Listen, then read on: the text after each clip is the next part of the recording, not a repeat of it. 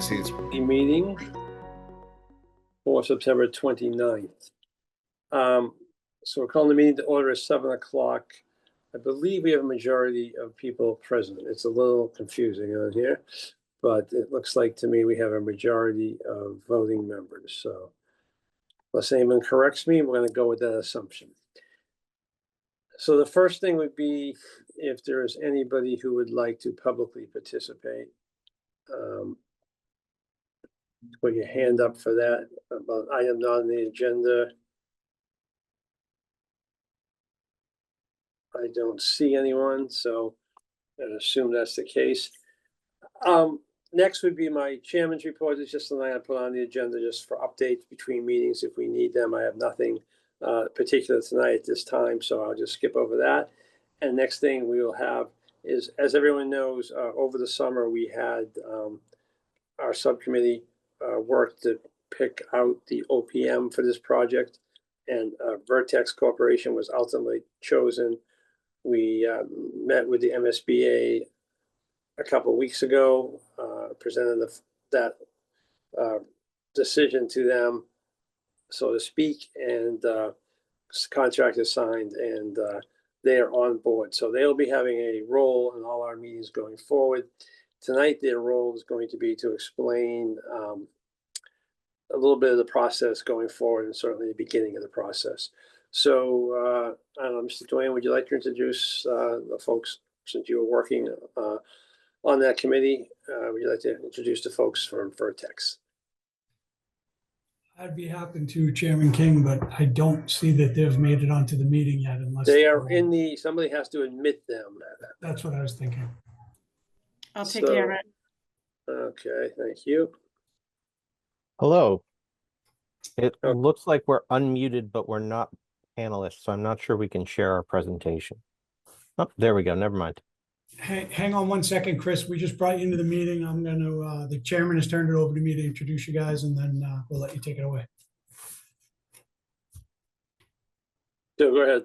So as indicated, Chairman King, everything you just said is accurate about the process that we're undertaking and the situation that we're in now, where we've executed a contract with Vertex Corporation as our owner's project manager for the Hemingway project. And with that, we've got Chris Eberly, project director, and Meredith Borden, senior project manager with Vertex on the call this evening. I don't see that anybody else from Vertex is on the call, so I want to introduce the two of them as our owner's project managers and let them take the meeting over to go through the slide deck that they presented, which was included in the background packet provided to the committee.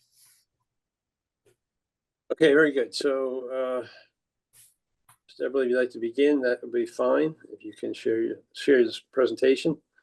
Thank you. It looks like we have one more member who is having trouble with the Zoom log on. I think Brian just joined us. Is it Jarvis? Yeah, Brian Jarvis and Emily Sarazin is Okay, also. I said Meredith and I meant Emily. I'll let them in.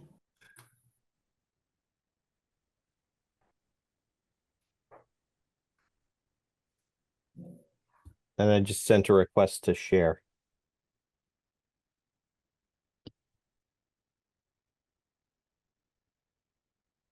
There we go.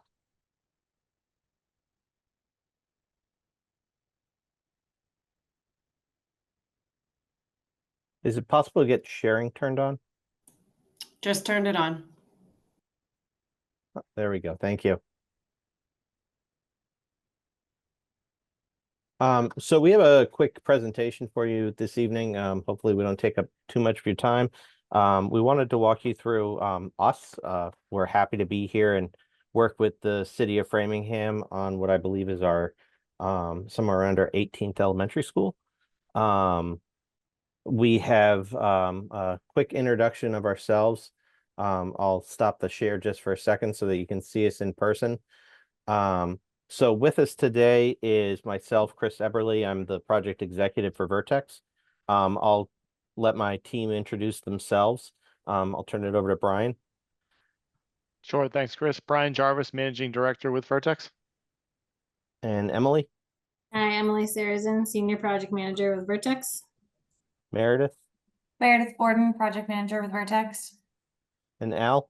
Yeah, I'm Al Estevez, and I'll be helping as a community liaison as needed. Nice to meet everyone.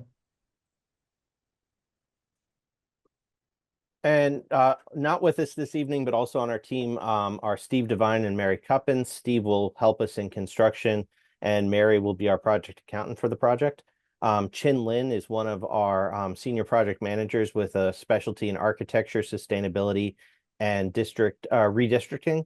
And so he'll be brought in as needed to supplement our team at the appropriate times. We also have an extensive in-house review team that we've worked with in the past as part of the larger Vertex companies that involves architectural review, structural review, MEP review, civil, and even environmental should the need arise. We traditionally on these school projects work with 2 sub-consultants, an estimator and a controls specialist. PM&C Consulting has been brought in as the estimator for Vertex for when we do peer-reviewed estimates. And IDS is a company that we've worked with on a number of projects in the past. With a lot of today's sustainable building comes more complex controls, and IDS offers the ability to supplement a lot of those controls and understand them. And they offer a portal to allow you to troubleshoot a lot of those controls issues in real time and ensure that you're getting the energy savings that you look for when you purchase a building of that complexity. We wanted to just speak a little bit about why we felt we were selected, and that's because we bring a wealth of elementary school experience. We've worked in communities on ad renos, build next tos, and virgin sites, building elementary schools of all configurations. We've recently we went to bid with a project in Scituate that has a K through 5. We're working on 2 projects in the city or in the town of Hopkinton. And Emily just finished up 2 projects with the town of Wellesley.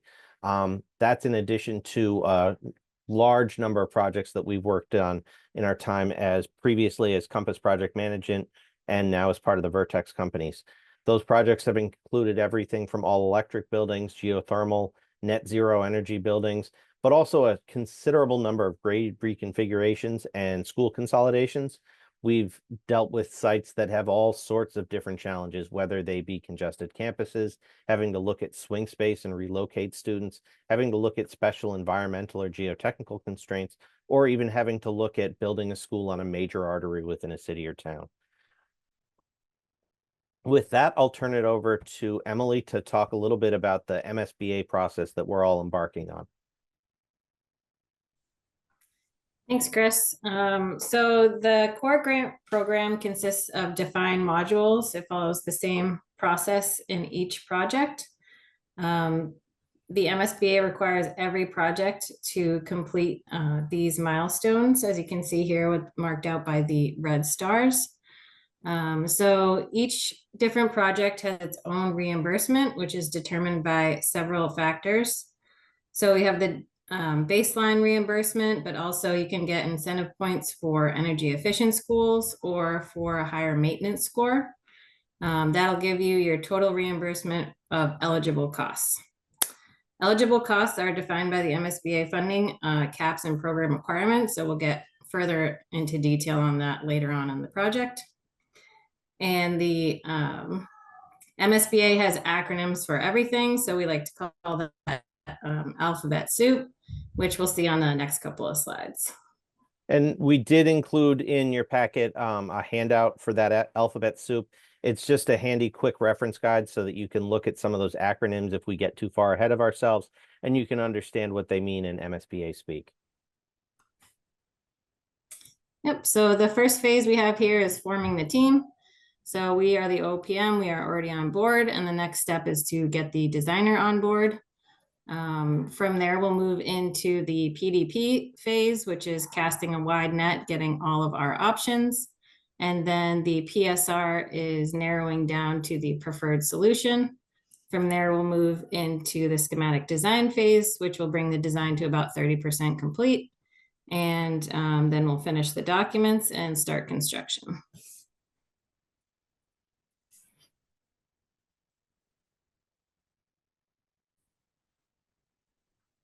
So going a little bit further into detail of those phases, first we have the preliminary design program. So that is, again, casting the wide net, any options that are on the table. So we talk about the educational program, the initial space summary, we evaluate existing conditions, think about the requirements on the site development, and do a preliminary evaluation of alternatives. From there, we move into the green phase, which is the preferred schematic report. We eventually narrow down to the preferred solution. So we do this by the evaluating existing conditions, the site, determining the enrollment decision, and doing a final evaluation of alternatives. From there, we go into the schematic design. This brings the design to about 30%, and we get more detailed on each aspect of the design. So there, we put this out here. This is the school building committee responsibility matrix. We also have the SC, which is the school committee, and CC, which is the city council. So you can see where they're involved. But most of the responsibilities include reviewing and commenting, but there are votes along the way that need to take place for the SBC. So any MSBA submissions, short list of options for the PDP report that gets submitted to the MSBA, the evaluation criteria that we're using to evaluate those options, the preferred schematic or the preferred option in the PSR report, and then also the budget schedule and scope in the schematic design report. And you can see where the school committee and city council weigh in on those votes. And an important thing to remember here is that by being a member of or a voting member of the school building committee, you really have a responsibility to see what we produce and what the designer produces and make sure that you feel it's appropriate for your community. Those votes along the way are what's going to advance the MSBA process. And at certain milestones, as Emily noted, we do need to reach out to other committees as well and make sure that the school committee is on board if we're changing grade configurations, or making major educational decisions, and also that the city council is on board. We want them to be a partner with the SBC throughout the process to ensure that we can have everybody understand the value that this school will bring to the community. So moving into a high-level overview timeline. So first up, we have forming the project team. We are on board as of this month. Next step is to get a designer on board, which should happen in January of 2026.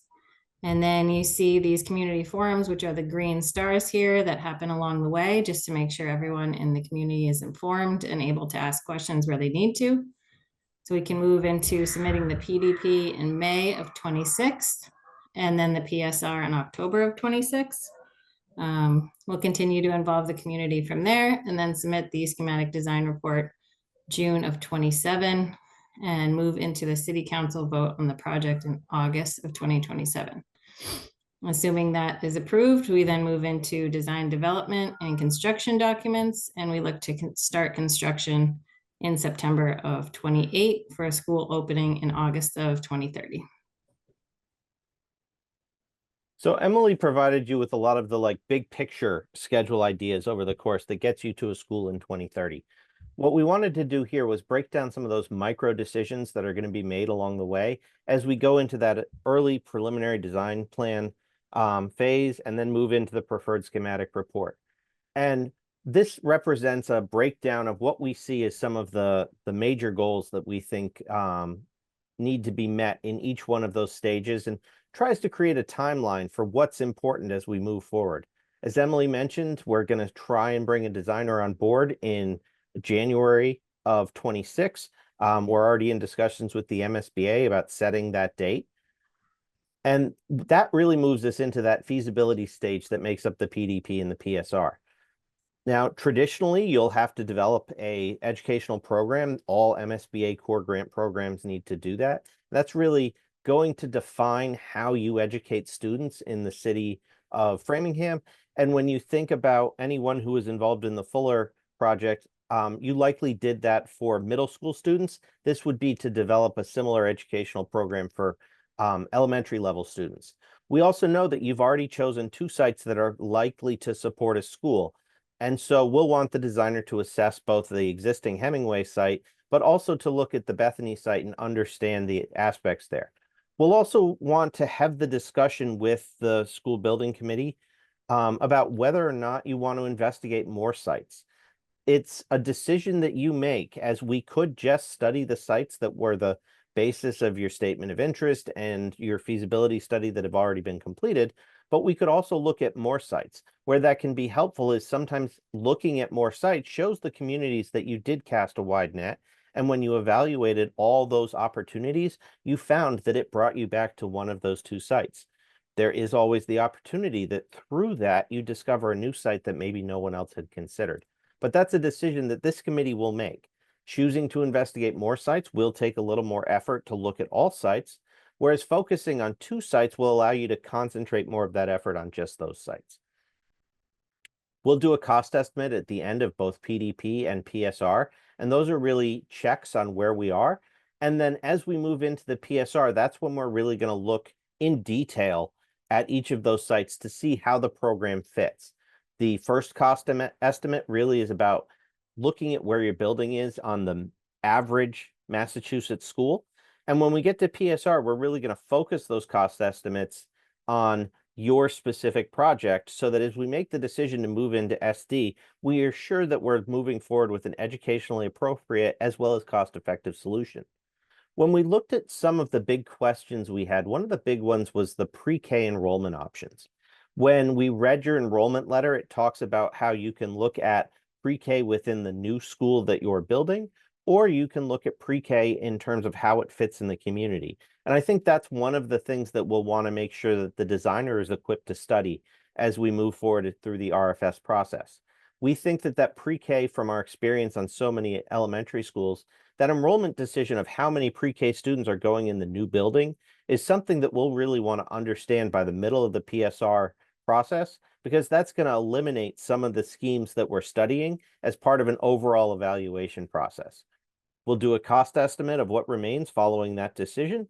And as we move forward through the to evaluate the preferred options, that's really when you're going to decide what is the right school for you.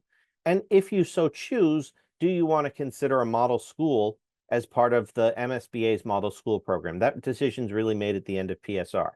As Emily showed you earlier, when you get to SD, at that point, you've chosen the direction you're going and the scheme that you're using. And it's really about refining that to get you to your project scope and budget that you want both the city and the MSBA to weigh in on. And that's the point at which the MSBA establishes both the total project budget for your project, as well as what your maximum facilities grant is under the MSBA Core Grant Program. Now, I'm going to pause here to see if there's any questions within the room, because I know we've covered a lot about your project up to this point. Aaron? Yeah, I just had a quick question.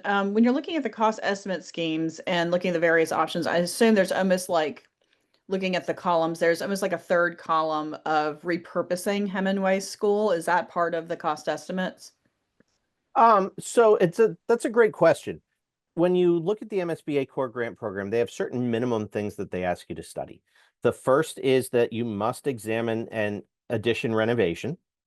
You must examine new construction, and you must examine a base repair. So a base repair is, starting from the bottom, is basically to say if you were to make your existing building new, how much would that cost? Now, that's not going to meet any enrollment requirements that are in your enrollment letter. The MSBA asks you to do that so that you understand how much it would cost to just make your building new without tackling any of the other things that are in your evaluation. They'll also ask you to do the ad reno, not because they find that the ad renos are the right way to move forward, but they also want you to show the community that you studied reuse of the existing building, because over the years of doing this program, they have seen in community that a question that often comes up and needs to be demonstrated to the community is that you've studied the options that are available. Now, as part of that, they often want to, excuse me, as part of that, they often want you to understand the building that's involved in your study. And if we build on the Hemingway site, then demo or repurposing of that existing building comes into play. Most often it's demo because a lot of the school sites are compressed. And the reason for a lot of these core grant programs is that you're correcting a lot of the deficiencies in an existing building. Now, if you should choose to move on to the Bethany site, they will not support demo of the existing Hemingway site, or if you move on to a different site than the Bethany site, they also will not support, as part of the grant program, any repurposing or any demolition of the existing school, because it's not part of the project that they're funding. Now, that does not mean that the city or town does not have the option to build it into the budget. You could decide that, yes, I do want to put money in the funding authorization to deal with that school. But what they will not let you do is receive grant money in support of that. And so that's really where a lot of these decisions get made around the MSBA's grant funding program. For the most part, they want to support the building of the new school and not some of the ancillary things like street improvements are often not included. And there's a whole list of things that we'll get into about what is and is not included. Does Got it. that I think answer your answers question? yes, yes and no. And I'm sorry, it probably wasn't clear with my like I know, because I know one of the things that we had talked about was taking the Bethany, sorry, the Hemingway site and repurposing it. That would be separate from this project into maybe a preschool or something like that. Correct. So that cost estimate would not be included necessarily in the PSR process. So I think that's one of the things that we want to understand about Framingham's intentions as it relates to pre-K. And that's one of the reasons that we flagged that here.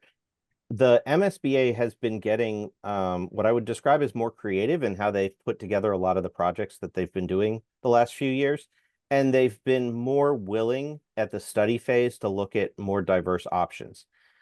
A question that I would have for them when we submit the RFS is whether or not they would support the designer evaluating reuses of the existing building as a pre-K as one of the many options that are on the table as we begin to get into this. And I think that's a question that as we get into our next agenda item of moving forward into designer selection, that's something that we think we'd like to understand more as we're talking about selecting a designer, about where Framingham is at.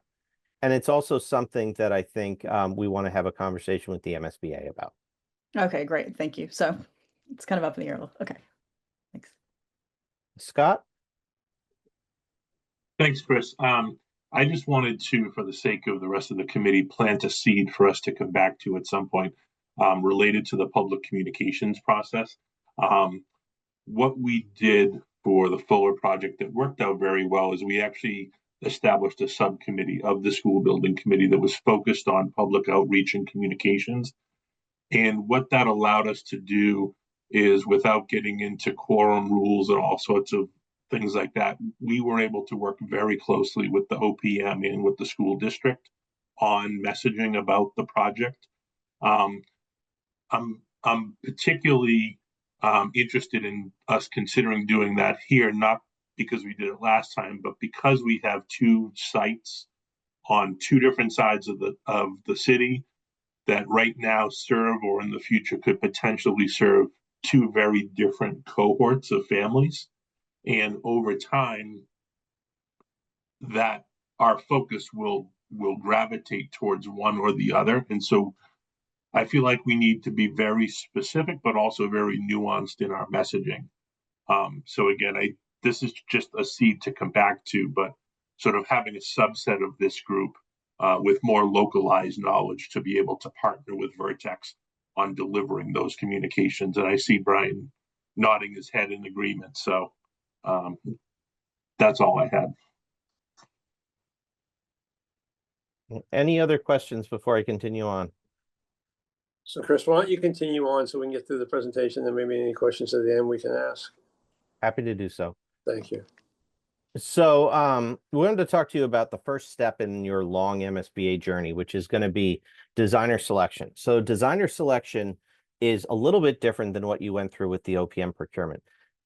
For the designer selection process, the MSBA does not allow the city or town to directly procure their designer.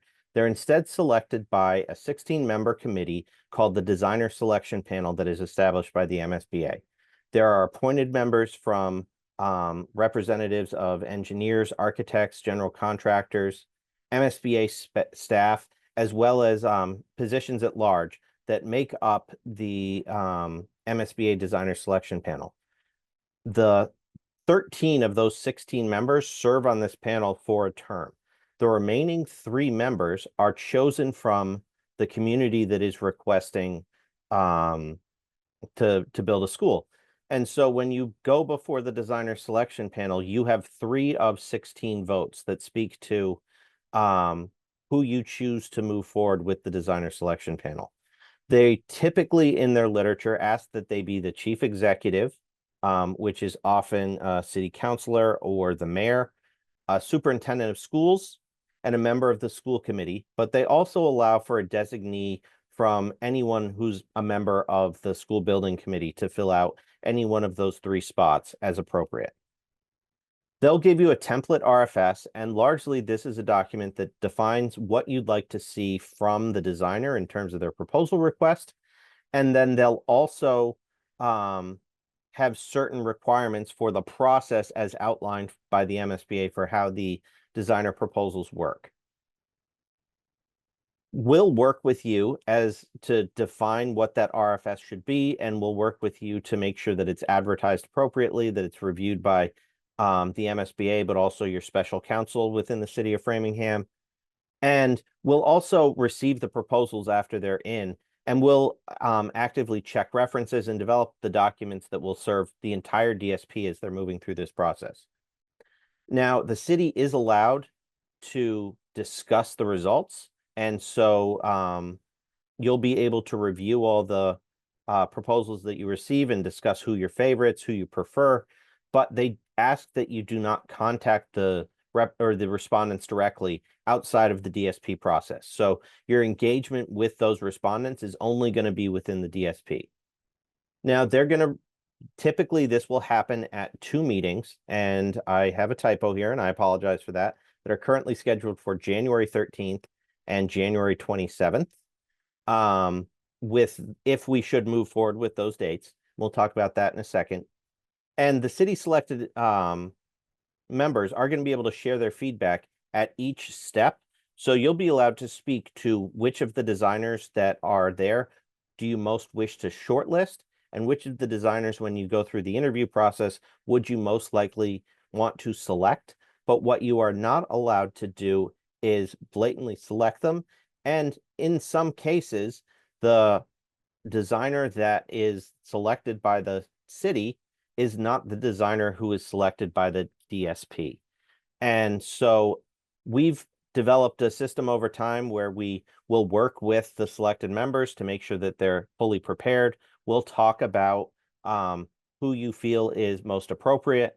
We'll talk about the information that we receive and what our experience tells you about it. And we'll also check references with the various folks who have worked with those designers in the past and provide that information, not just to the 3 members from the city, but also the full DSP. We reached out to the MSBA in advance of this meeting to discuss what dates were available for the DSP. DSP dates are selected on a first come, first served basis. And so following this meeting, we would like to lock in the city for January 13th. When we looked at what that means in terms of the overall schedule, it means that we would be working with the city over the next 2 to 3 weeks to develop an RFS that's ready to go to the MSBA. We'll give your special counsel 2 weeks to review that RFS draft before we submit it to the MSBA. We'll get comments back from them, and we're really targeting releasing this to the designers in mid-November. Once we release that to the designers, we'll get responses back around December 13th, and we'll work to get all of those applications together by the 23rd so that we can get that out to the DSP in full. And then the first meeting where you typically will shortlist the designers would be January 13th. It is possible to delay that by a meeting, but delaying that by a meeting would also endanger your ability to move through the process and open a school in the fall of 2030, which is why we recommend this date. We've also looked, as we already talked about, some of the key decisions that we think should be included in the RFS. And these are our initial thoughts, but they're also a starting point. They're not a determinative list of what we feel is appropriate to put in the RFS. Some of that includes stating clearly what building sites you want to consider. Do you want to explore all additional sites or focus on the 2 sites you've already selected? Do you want to we want a designer who's going to understand the extent of your pre-K enrollment situation so that they're studying the right amount of information to move this forward. We'll want somebody who has experience with redistricting, because selecting the Bethany site could potentially be a different district than what currently serves Hemingway.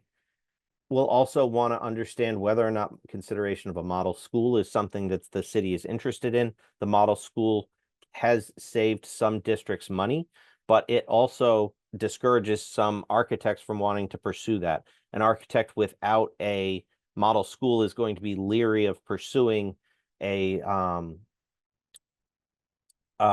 feasibility study where they might not be able to deliver at the end if the city determines model school is best for them. The other thing that I wanted to do is take a moment and talk about what other concerns this committee has.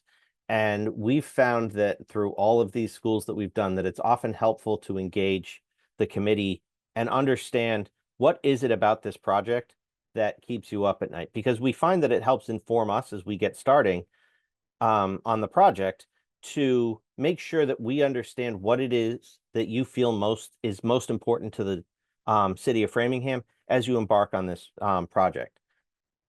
We'll do that in a second, but before that, what we would recommend is that the school building committee establish a subcommittee, as you did with the OPM search, to help us develop that RFS. That subcommittee will help us to meet with the right people within the district to determine the right content to put in that document. When the designer responses come back, they'll be part of the team that reviews those responses, and they'll be part of the team that helps prepare the selected DSP participants, and ultimately will also review and approve the architect's proposal before it's forwarded on to the city to ultimately execute that agreement. So with that, if you're on board with this, Mr. King, we'd like to just go through the members of the school building committee, and we'd really like to hear what is it about the project that, you know, that you're most concerned about, that you're most interested in getting right. What's the number one thing that made you want to join this committee so that you could deliver for the citizens of Framingham? That would be fine. Is that the end of your formal presentation? That is the end of our formal presentation. Okay, so why don't we do this? Why don't we go through and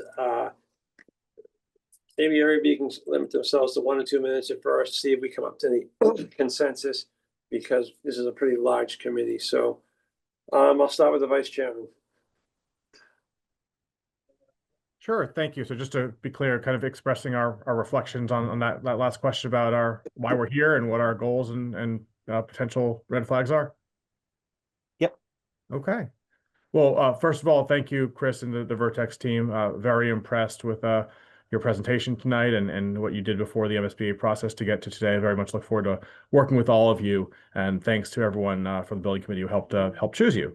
I could go off for a while about this project in a good light. Very excited for the opportunity that we have about pre-K expansion, about the balance of where kids live versus what available schools are open to them, long bus rides and more.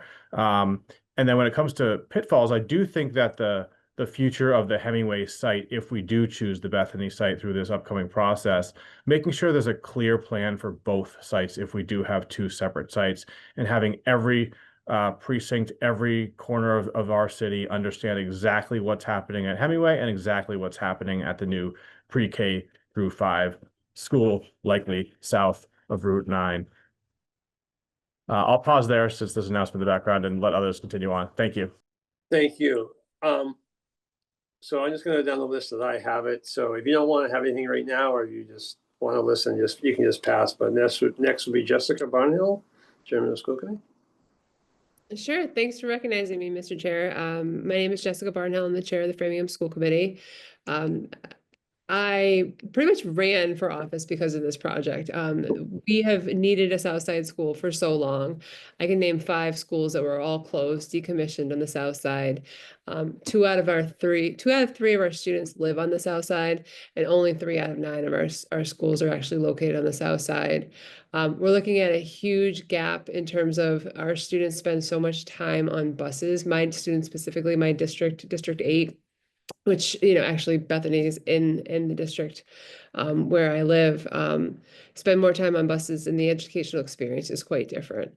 So for me, really important to have a school that represents, that is where our kids are. I think this is going to be a huge boost for our community. I see this school as being a future community hub, offering neighborhood schools. Hopefully, right now we have been plagued with busing issues on the school committee. It's one of our biggest headaches, and one of our biggest challenges is just how do we operate with this intercity school choice program that we've inherited. And it's expensive. It's not what's best for our kids. And the school has the potential to really revamp this entire system. If we were to get rid of the intercity school choice program right now, District 8 would be at a disadvantage, right? Because we don't have a neighborhood school. We can't do that without this work first. So for me, those are some really big, important initiatives. Obviously, the pre-K is a huge investment that I've been supportive as well.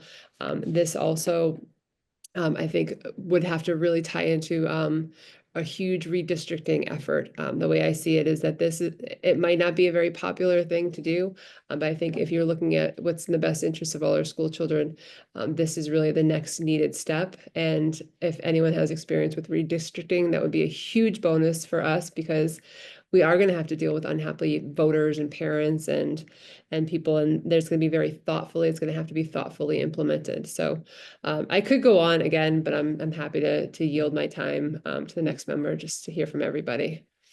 Right. Thank you very much. Appreciate that. Tracy Bryant. Thank you. Well, Jessica said, I don't say I agree with every single thing, but the general premise, my biggest nightmare or concern, I should say, really is that we do need a school on the South Side, or that is what a lot of buy-in came from. That was what they were saying would happen. I think that the busing, the intercity busing was needed at the time, but I think that I am also concerned that every school has equal educational opportunities, and they're consistently good, not just certain programs in certain schools, but that doesn't have to do with the building committee, but just I think that getting this school in District 8 would be a good start. The school in my district, I wonder though, how would it handle even more, but what she said about 2/3 of the children, 2 out of 3 are on the South Side. So I just really would be, I really need for us to have another school on the South Side. Thank you. David Gordon, anything? No, nothing right now. I'll pass. Okay, thank you. Erin Ashbury. I know you spoke before, but anything else? Yeah, actually, I have a question and then a response. I would say, for me, the reason why I was interested in this committee is actually a interior designer, and sustainability and is really at the core of my concern every single day when I wake up. And I think especially with school, it's a place of learning, and we're in a building boom, and I think that it's even more important that our students understand the importance of environmentally sustainable buildings and building practices, and it's a place of learning. So if they see it at school, then they hopefully can start to integrate this more into their lives. So that is a huge passion and concern. The other question I had, just to kind of go back to the slides, and I'm sorry to kind of go back in time, but I just wanted to clarify, what was the model school? I'm sorry if I missed the explanation of that specific thing. So as part of the MSBA program, they have a model school program What that is they have a number of pre-built schools that have been built it. in the Commonwealth. And if you choose to move forward with a new construction school, you can ask to enroll in the model school program. There are not a ton of options in the MSBA portfolio for a school that works for 985 kids plus pre-K. But as part of that, it can lead to an accelerated schedule and slightly lower sort of soft costs, designer and OPM fees because of that abbreviated schedule. They used to reimburse for that a few years back, but they have since dropped that extra reimbursement as part of that program. Got it. Thank you. Thank you. Thank you. Mateo Batista, I saw you somewhere. Yes, you have anything? Yeah, I mean, a lot of my thoughts kind of echo the fellow committee members. Certainly seems like it's important to have another school on the south side. Redistricting seems to make just a lot of sense to reduce the travel and the busing. In terms of like the designer selection, I think one of the things that's kind of foremost in my mind is just choosing a designer that has a proven track record in terms of constructability and details. That doesn't necessarily mean someone that's going to be doing a, one of the kind of standard pre-designed buildings, but just details that we're not trying to figure out during the project, but something that has, kind of been proven elsewhere. So we're, reducing kind of change orders and trying to figure things out as we're going through the process. Yeah. Great, thank you. Next is Rachel Evans. Hi, thank you, Mr. Chairman. Yeah, I mean, I don't have much to say. I think more of the reasons I joined this was the communication. I think that's going to be a really big part, and allaying people's fears. Like, for example, I have one kid in one school right now, but I have two others joining. And I live right next to the site we're looking at. So it's like, what do I do? So that has nothing to do with design, though. It really more has to do with later on in the process and the communication you guys talked about, the community meetings. Okay, thank you. And Rachel Pierce, is that the proper pronunciation? Do I say that right? Are you talking about me, Brittany? Yes.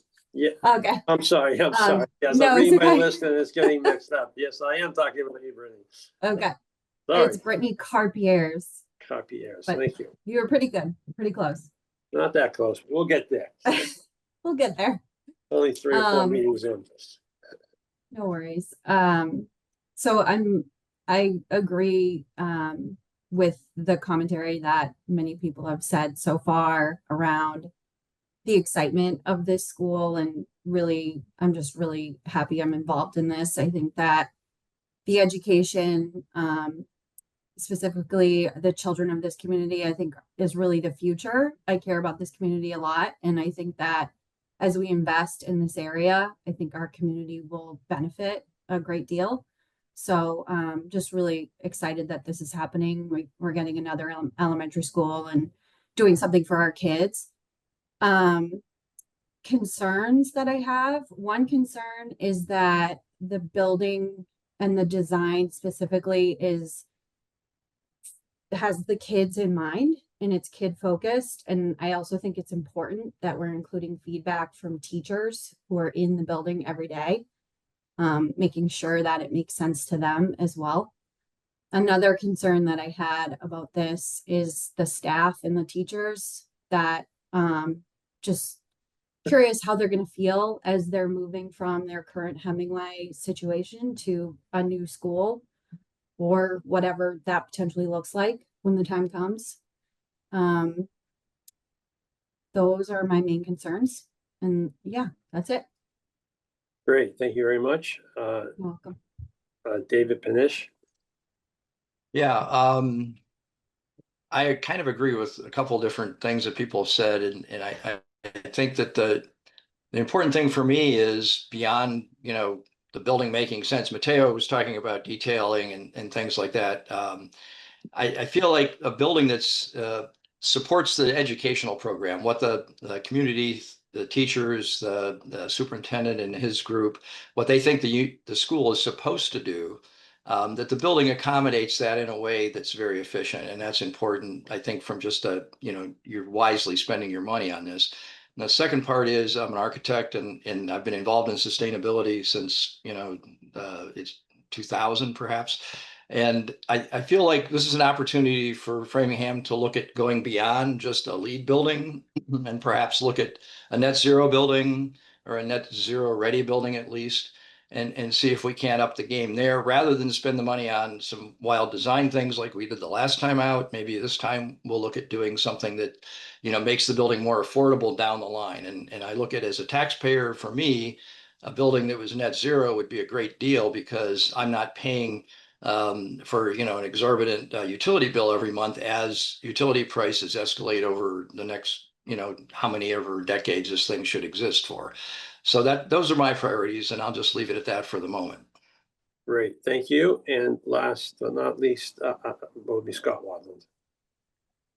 Mr. Chairman, Scott Wadland, former school committee member, former school building committee member for the Fuller project. I basically signed up for another round at this MSBA fund because I really see the opportunity for this project to address some of the structural and systemic inequities and challenges that we have in the city right now. That being said, I am mindful of the fact that this was posted as the Hemingway School Building Committee, obviously for good reason, because that's the project that we're basing it off of. But as you heard, there is a lot of interest in this project being developed on the Bethany site. I want to make sure, based upon my experience in the city, that does not become a polarizing decision when we get to that point. And to Mr. Freudberg's point, I want to make sure that what we come up with at the end is a proposal that's really for the betterment of the entire city and that everybody can get behind. Thank you. So I'll just make a couple of my own comments. It's kind of bringing it full circle because it started where Adam started a little bit, and I think Scott just did a very good job with it. I talked to the superintendent about this not too long ago. I think it's the issue of the fact this is the Hemingway School Building Committee, and ultimately I think there's a lot of desire and hope to build the school on the south side at the Bethany site. I think it probably makes a lot of sense, but I also agree. I think Mr. Wadland said, well, I think that's going to be even though I think it's been clear and open, I think that's one of the areas that we have to balance well, because ultimately, just guessing what the school is going to cost a lot of money for now, we're going to have to get an override, the debt exclusion override, to fund this school. There's virtually no other way to do it, much like we did with Fuller. And when you get into elementary schools, I think that becomes a little bit more complex because, high school, everybody can buy into, middle school, half the town can buy into. Elementary school, it becomes a neighborhood. And if we end up, when we make this pivot, if we pit two neighborhoods together, that's something I just think we have to be aware of. I don't think there's anything we can do about tonight, next month, or next year, maybe next year. But I think that's where we start. And the one other thing I'll say, just from the political financial side of things, which I often tend to look at things, I did not know this until maybe, I'm not sure even when we met last, but Keefe Tech is also in a building process, and they will also likely be looking for funding from Framingham. And Keefe Tech, if they do rebuild that school, even the Framingham portion, which is about 75% of it, will be larger than this school. So Framingham is maybe looking at two major building projects within 12 months of each other, paying for them. And that too is a potential challenge. So we need to keep that in mind too. Okay, so with that, thank you everybody for doing that. I'm going to go backwards on the agenda just briefly on two things from the chairman's report that I was remiss on. They'll be brief. One of them you heard on the presentation. The mayor has appointed a special counsel for us, a legal counsel for us. Chris Petrini, who used to be the city solicitor and the town council for many years, is going to be the special counsel to the school building committee. He has a great deal of background in construction and, of course, municipal law. So I think that will be, it will help us as time goes on in many aspects of this project. So that's number one. And the other thing I wanted to mention is the mayor's appointee, Rosalind Child, has resigned from the committee because she's left the committee because they moved out of town this summer. So we're going to need a new appointee from the mayor to replace her. So just those two pieces of business. Okay, so next on our agenda is the establishment of the design selection committee. Is that, just so I'm clear on this, I'm a little unclear. Chris, is that the 3 people that you mentioned? No, what it traditionally is it's the it's an appointment of members of the school building committee to be involved in the drafting of the RFS and the review of the proposals. It does not necessarily have to be, and it doesn't necessarily have to include the folks that are ultimately chosen to go before the designer selection panel. So how large do you think this committee should be? We typically look for anywhere from 3 to 5 members. And what type of, like, anybody who's interested, that you want particular areas represented? Generally it pulls from both the committee members and some of the technical staff that are in the city of Framingham. I know that I think Jim was involved in the OPM selection. We find that it's helpful to have someone who can help us coordinate engagement with the folks within the city and the district and the school district, so that we can have some conversations. But a lot of those conversations initially are going to happen fairly quickly. We're looking at anywhere from 2 to 4 meetings between now and the end of next week, and over the next 2 to 3 weeks, so that we can hit the right dates, get this before the special council, and keep the process moving to hit those January dates for the RFS. I always love having to form committees quickly and have them meet quickly and all that stuff, so people don't know. All right, I think that probably the best way to go about this is probably just, if anybody's interested, email me and I will try to put together a committee for by the end of the week. Does that sound reasonable to everybody? All right, so we'll go with that if that's okay, Chris. Okay. And I can work with the school department to try to figure out the best balance on that. Okay. Next on our agenda would be the review of the minutes. I guess I'm a little confused why we have the OPM selection committee minutes on our agenda, Mr. Dwayne. For lack of anybody else, maybe you know. I think we have the OPM selection committee meeting minutes on this agenda so that the OPM subcommittee can vote to approve their minutes. Okay, that makes sense to me. And then the SBC can also vote to approve those minutes. Well, does the SBC have to vote those minutes? As long as you have the opportunity if needed. But we weren't there, so who? All right, so Mr. Wadman, did you want to make a motion? Yeah, sorry, I just wanted to assist Mr. Dwayne in clarifying. So I had actually suggested that this be added to the agenda because the OPM selection subcommittee will not meet again. So we do not have a vehicle for approving the minutes. So in my experience, what we've done in that case is those minutes are approved by the larger body. Anyone who wasn't involved and wants to abstain can do so. And then I don't believe that we need to dissolve the committee because it was established for that purpose. I agree. We don't need to do that. I agree with that. Yep. But so if it suits you, Mr. Chair, I would move that we approve the OPM selection subcommittee minutes of, I think it's July 23rd. And July 28th. And July 28th. Thank you. No problem. Okay. So you like the entire school building committee to approve those, Mr. Walden? Yes, and again, folks are free to abstain if they're not involved and don't have confidence that the minutes are correct.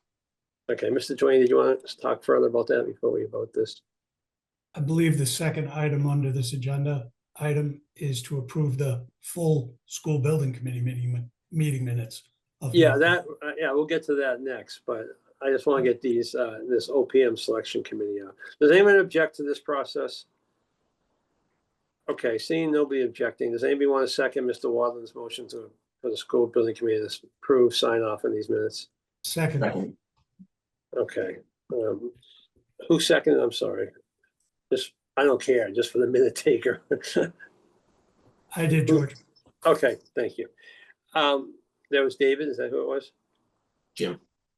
Okay, I'm sorry. It's all I see is 20 things. I wish they let that better. Thank Jim you. Dwayne. But he can't because he's not a member of the school building committee. Oh, I second Mateo. Okay, thank you, Mateo. So I mean, it's a little weird, Jim, but if you're not, if you're asking the school building committee to vote, only school Got it. building committee members can vote. Okay, it has to be a roll call vote since we are on Zoom. So go Mr. backwards this King? time. Yes, I'm sorry. Sorry, just one minor point. On the minutes of July 23rd, the second to last item is a review of minutes. It says to move the approval of minutes to the next meeting. Just to clarify, the appropriate language there is to table the approval of minutes because we pushed it off to the next one. I just want to be clear in the language. Okay. Okay, so we'll just go through this thing. Scott, your vote? Aye. All right, David, Yes. Brittany, Yes. Rachel, Sustain. okay, Mateo, Yes. Aaron, Yes. David, Yes. Tracy, Abstain. Jessica, Yes. Adam, Yes. and me, yes. George, yes. Okay, great. And then we do have the school building committee minutes of May 5th, which is, I believe, the last time we did meet. Is there a motion to approve those? Motion to approve. Thank you. Motion by Tracy. Brian, is there a second? Second. All right, second by Brittany. Thank you. Okay, any further discussion about those minutes? Okay, seeing none, I'm gonna go back down the list the other way this time. So start with myself. George, yes. Adam, Yes. Jessica, Yes. thank you. Tracy, Yes. David, Yes. Aaron, Yes. Mateo, Yes. Rachel, Yes. Brittany, Yes. David, Yes. and Scott. Yes. Great. Okay, is there anything else, Chris, that you wanted to bring to the committee tonight? No, we would just look for, once the designer selection committee is selected, if we can get that contact information, we'll distribute our draft RFS and set up a time that we can meet. How often and what, how often would you like to meet? Would you anticipate having to meet? And what is it by Zoom that you'd be meeting, I assume? Yeah, all the meetings would likely be virtual. We would like to get started early next week so that we can make sure that we stay on schedule. We'll come prepared with a draft that we can distribute as soon as the committee is selected, so you have a chance to review it in advance. And as we talk through the details of that document, we'll have the opportunity to make decisions about what engagement is necessary with the MSBA and others within the city of Framingham, so that we can make sure that we get you the best designer that we can. Okay, so anybody wants to be on that, can be on that. Please send me an email and I'll get the names together and we'll see what we can do. Okay, I had a question. I'm sorry, quickly, Rachel. yeah, after Rachel, thank you. Thank for you, Mr. Chairman. identifying yourself, so I knew where it was coming from. Thank you. Yes, go ahead. For the meetings, are they going to be like after work meetings or during the workday? I was gonna ask that, and thank you for reminding me. That's a very good question. I should have asked that. I believe we can accommodate either, depending on how the committee chooses to move forward. Okay, and just to that end, I put tonight's meeting together as a virtual meeting because I wasn't quite aware, or what I didn't realize we were having the projection, the presentation. I probably would have had it in person again. I thought it was gonna be a little bit briefer meeting, so I think our committee is a little large for these virtual meetings overall. So my intention overall would be to meet in person, but just that's the reason this happened tonight. So I thank you for everybody's patience on that. Okay, is there a motion to adjourn? I will assign the motion if someone doesn't make Motion it. to adjourn. Okay, Brittany made the motion. I'll second. Okay, I heard a second from Jessica, I think, so I will. That's who we'll credit, and we'll have to go through the list one more time. I apologize. George, yes. Adam? Yes. Jessica? Yes. Tracy? Yes. David? Yes. All right, I lost my list here. Aaron? Yes. Mateo? Yes. Rachel? Yes. Brittany? Yes. David? Yes. Scott? Yes. And that's one other reason why we can meet in person. We don't have to do that. So anyways, all right. Thank you very much. And we'll see everybody soon. We'll let you know when the next meeting will be. It's going to depend a little bit on the what's going on here, but we will try to keep it on Monday nights and try to keep it somewhat predictable. Zoom meetings seem to be working very well for you, George. I don't know about that. Thank you. We could hit 2 meetings. Okay. All right. Thanks, Tracy. Good night, everybody. Thank you. Thank you.